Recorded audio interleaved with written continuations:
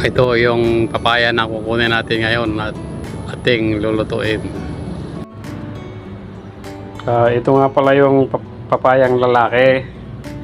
Kaya kahit putulin mo, hindi ka manghinayang.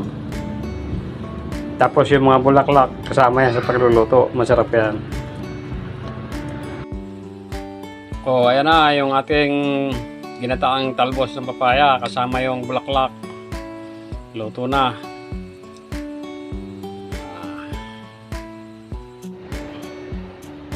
Ito na yung ating ginataang dahon ng papaya. Kain tayo. Kain tayo. Ang ulam ay dahon ng papaya. Sarap.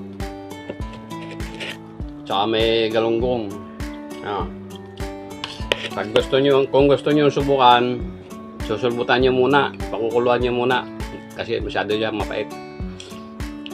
Pag hindi nyo pinakuluan.